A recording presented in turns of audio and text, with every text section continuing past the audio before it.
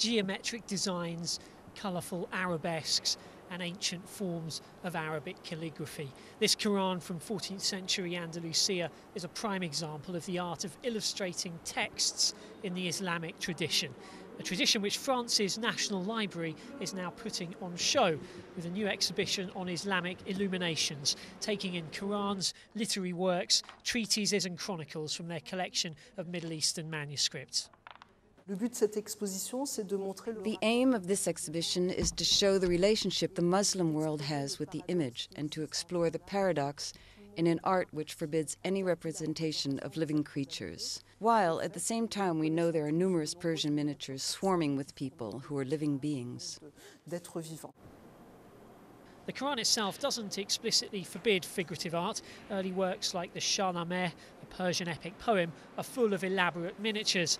This tradition developed across the Islamic world from Indonesia to Turkey, but it was also accompanied by theological debates, questioning whether such art could be seen as a form of idolatry.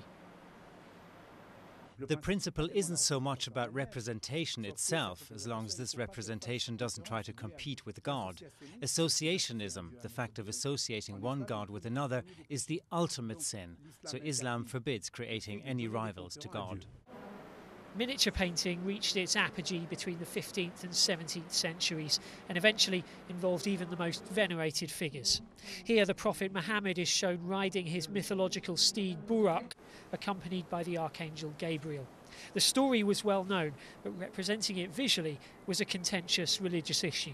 It's frowned upon, let's say. It's not exactly forbidden. It's prohibited in the sense that the Quran doesn't speak of it, and nor does tradition. It's not a formal ban, but it's not recommended to paint the Prophet.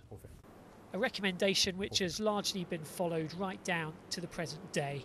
Modern artists working in the Islamic tradition now tend to represent Muhammad symbolically with a pair of sandals or a beam of light.